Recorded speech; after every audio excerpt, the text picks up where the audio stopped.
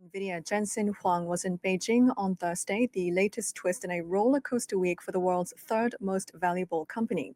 Not only did he meet Chinese Vice Premier He Lifeng, the Financial Times says he also met with Liang Wenfeng, the founder of DeepSeek, the startup which shocked the world with its powerful AI model produced at a fraction of the usual cost. Well, France 24's tech editor Peter O'Brien joins us on set. Hi, Peter. So bring us up to speed on what led up to this visit. It was looking pretty rosy for Nvidia, all things considered, at the start of the week. The White House had just made it clear that semiconductors and other tech products would be exempt from their punishing tariffs on China. Great news, of course, for Nvidia, which designs the chips that power the AI revolution. That's why it's become a $3 trillion company. Then on Monday, Nvidia and partners announced plans for a $500 billion investment into AI hardware made in the USA. Huang had actually dined at Trump's Mar-a-Lago complex a couple of weeks ago, and reporters were saying that his lobbying meant that Trump would no longer be restricting exports of Nvidia's H20 chip to China, which was designed specifically to avoid Biden-era export controls. But no, on Tuesday, Nvidia revealed that the White House had indeed gone ahead with the restrictions and that it would be costing them about $5.5 billion each quarter. Then there was more bad news on Wednesday when US lawmakers opened an investigation into Nvidia's sales to China.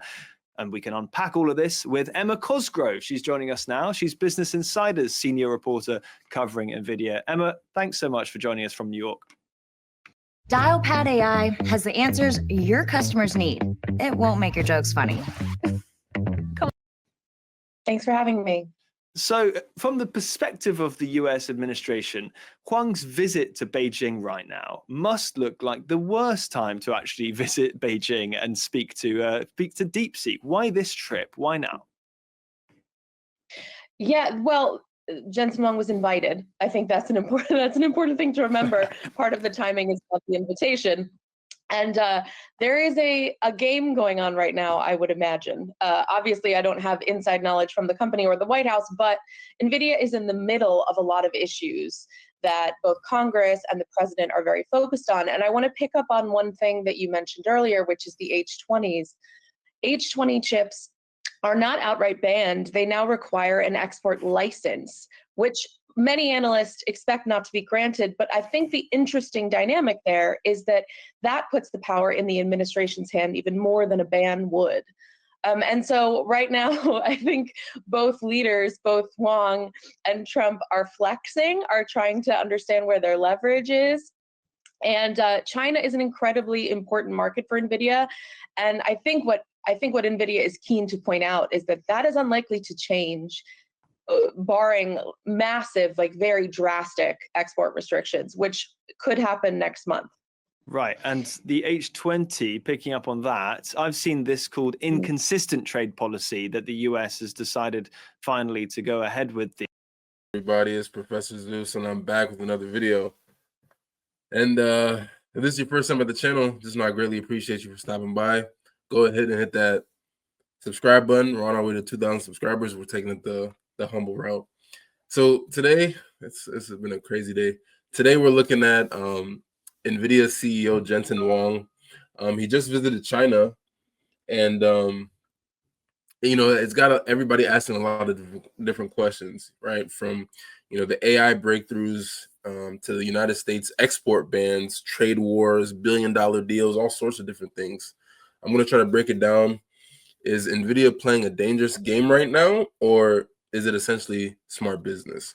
So just, as they were saying in the video, just to give you some background, Jensen Huang, the CEO of NVIDIA, which is, again, the world's third most valuable company and the king of AI chips currently, just made a trip to Beijing, and he met with the Chinese Vice Premier He Lifeng, as well as the founder of DeepSeek, Liang Wenfeng, right? And you guys know I've covered DeepSeek extensively in my previous videos dealing with AI.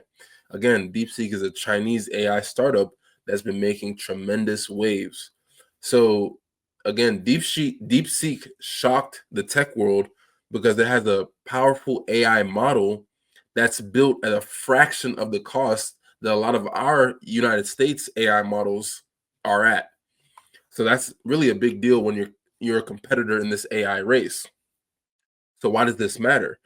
China is a massive market, but it's also right now a geopolitical minefield for US tech companies, right? And Huang's visit is signaling, that Nvidia is trying to keep a foot in the door, even with all these tensions with the United States and China are, moving all sort. Nobody knows what's going to happen, right? So everybody's trying to adapt. Everybody's trying to see, how they can be steadfast and keep their footing. You know what I mean?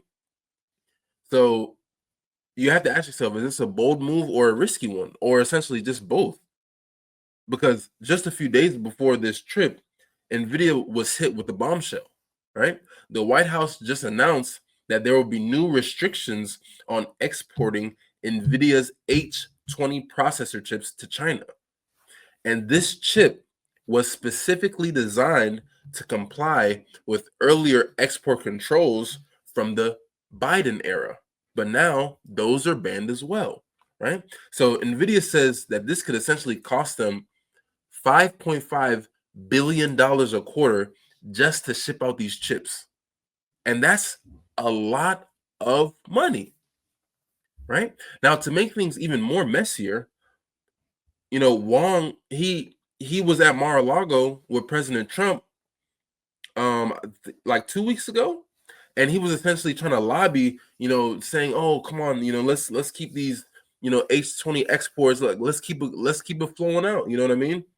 And at first, it seemed like his lobbying efforts were working, but then President Trump's administration, they came out and said semiconductors will be exempt from the new tariffs on China.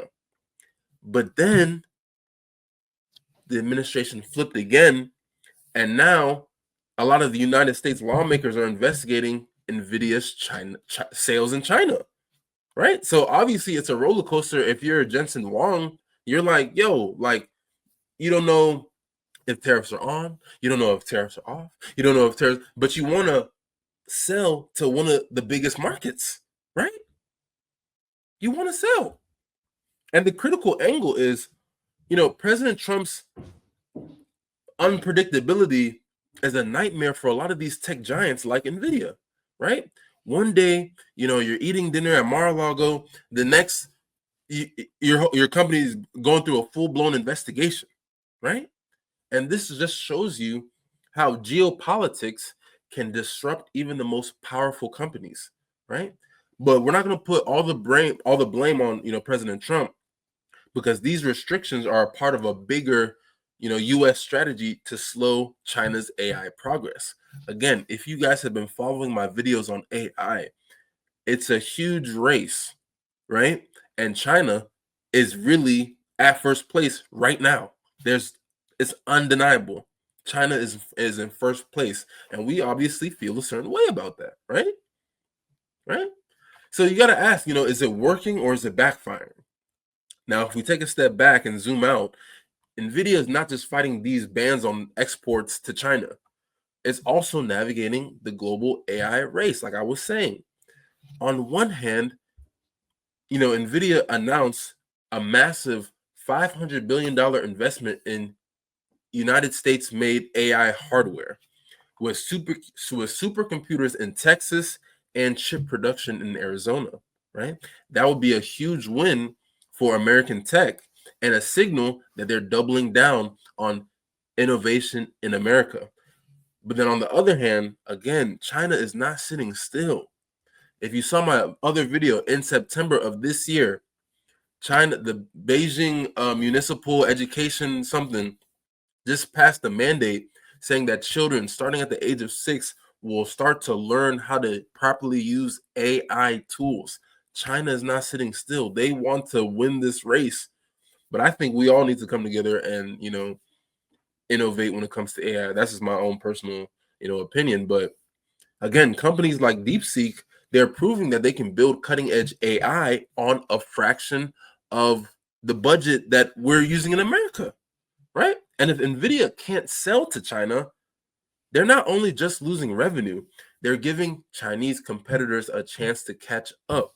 And if we're being real, Nvidia's chips power everything from ChatGPT to self-driving cars. And if China is able to build their own, that's going to be a massive shift in the tech landscape. And we're covering it all on the UNIverse channel because it's extremely important, right? Now, if you're looking at it from China's perspective, Huang's visit is kind of like a cope, or you know what I'm saying? Like, they're showing the world that they can attract the top CEOs and build their own AI ecosystem, even under US sanctions. But for Nvidia is essentially walking on a tightrope, right? If they lean too far towards China, they risk a lot of backlash coming from the United States, right? But if they pull back, they're going to lose a huge market in China. So, what essentially is the right move, right? Why should okay? Let's come back to the United States real quick. Why should we care about this Nvidia China drama? Because if you're an investor, right, Nvidia stock is on a wild ride right now, right? Those 5.5 quarterly losses that could potentially hit could be really, really extremely hard, like begin hit hard. And their US investments might balance things out. So you have to really keep an eye out for Nvidia's earnings report, their next earnings report coming up. Next, if you're in tech or AI, this is essentially a wake-up call. The US-China tech war isn't just about chips. It's about who controls the future of AI, right? Now, if you're building AI tools or you're learning about AI, you might face new regulations or supply chain issues, right? Now, if you're a consumer of AI, you can expect AI powered gadgets to get pricier if supply chains are getting squeezed, right? And lastly, the story shows how fast the tech world is moving. Companies like Nvidia have to juggle innovation, politics, and competition, all while keeping customers happy and shareholders. But for us, it's a reminder to stay informed and be able to adapt in every market, whether you're investing, working, or just using AI in your daily life. So, that's it. Nvidia's visit to China is literally a microcosm. It's super, super small on the global tech race. Jensen Huang, he's playing a high stakes game. He's balancing US policy, China's ambition, and Nvidia's bottom line, right? Is he a genius or is he walking into a trap? Only time will tell, but one thing is crystal clear. The AI war is heating up, and we're all along for the ride. But let me know what you guys think. Should Nvidia keep engaging with China or just strictly focus on the US market? Let me know your thoughts and comments below, and let's get this conversation going. If you found this video helpful, give it a thumbs up, subscribe, hit that bell notification so you always get notified when I drop a new video. And never ever forget, it's UNIverse. Information, application, execution. Until next time, peace.